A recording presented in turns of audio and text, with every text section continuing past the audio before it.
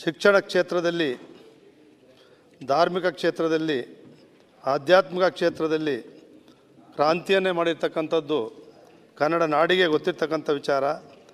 ಗೋವುಗಳ ಬಗ್ಗೆ ಸಂರಕ್ಷಣೆ ಮಾಡ್ತಕ್ಕಂಥ ಗೋಶಾಲೆ, ಈ ರೀತಿಯ ಜನಪರವಾದಂಥ, ಜನರಿಗೆ ಬೇಕಾದಂಥ ಭಾಳ ರಾಜ್ಯ ಮೆಚ್ಚತಕ್ಕಂಥ ಕಾರ್ಯಕ್ರಮಗಳನ್ನು, ಕೊಡುಗೆಗಳನ್ನು ಕೊಟ್ಟಿದ್ದಾರೆ.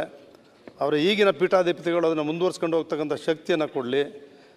ಡಾಕ್ಟರ್ ಶರಣಬಸಪ್ಪ ಅಪ್ಪ ಅವರಿಗೆ ಆತ್ಮಕ್ಕೆ ಶಾಂತಿ ಕೊಡಲಿ ಅಂತೇಳಿ ಪ್ರಾರ್ಥನೆ ಮಾಡ್ತೇನೆ. ಅದ್ರ ಜೊತೆಗೆ ಶ್ರೀ ಚಂದ್ರಶೇಖರನಾಥ ಸ್ವಾಮೀಜಿಯವರು ಬಹಳ ವಿದ್ಯಾವಂತರಾಗಿದ್ದರೂ ಕೂಡ ಅವರೇನು ತಿರುಚಿ ಕೈಲಾಸಾಶ್ರಮ ಸಂಸ್ಕೃತ ವೇದ ಅಧ್ಯಯನ ಎಲ್ಲವನ್ನೂ ಕೂಡ ಕಲ್ತಿದ್ರು ಕೂಡ ಭಾಳ ಹಿರಿಯ ಗುರುಗಳು.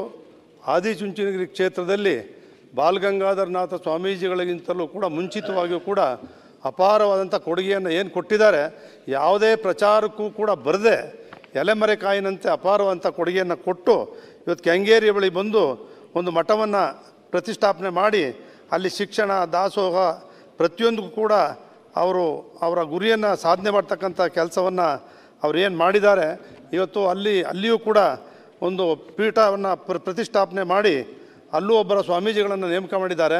ಅವರೇನು ಮಾಡಿಬಿಟ್ಟಿದ್ದಾರೆ ಅದೆಲ್ಲವನ್ನು ಕೂಡ ಉಳಿಸ್ಕೊಂಡು ಹೋಗ್ತಕ್ಕಂಥ ಶಕ್ತಿಯನ್ನು ಈಗಿನ ಪೀಠಾಧಿಪತಿಗಳಿಗೆ ಅವರ ಆಶೀರ್ವಾದದಿಂದ ಕೊಡಲಿ. ಅವ್ರು ಕೊಟ್ಟಿರ್ತಕ್ಕಂಥ ಕಾರ್ಯಕ್ರಮಗಳನ್ನು ಮುಂದುವರ್ಸ್ಕೊಂಡು ಹೋಗ್ತಕ್ಕಂಥ ಶಕ್ತಿ, ಭಕ್ತಿ ಜನರಲ್ಲಿ ಇನ್ನೂ ಮುಂದುವರಿಯಲಿ ಅಂತೇಳಿ ಹೇಳ್ತಾ ಅವರ ಆತ್ಮಕ್ಕೂ ಕೂಡ ನಾನು ಚಿರಶಾಂತಿಯನ್ನು ಕೋರಿ ನಾನು ಮುಗಿಸ್ತೇನೆ. ಅಧ್ಯಕ್ಷರೇ, ನಮಸ್ಕಾರ. ಸಭಾಧ್ಯಕ್ಷರೇ, ಡಾಕ್ಟರ್ ಶರಣಬಸಪ್ಪ ಅಪ್ಪ ಅವ್ರನ್ನ ಒಂದೇ ಒಂದು ಸಾರಿ ಭೇಟಿ ಮಾಡಿದ್ದೆ ಸಭಾಧ್ಯಕ್ಷರೇ. ಅದು ನಮ್ಮ ಮಾಜಿ ಮುಖ್ಯಮಂತ್ರಿ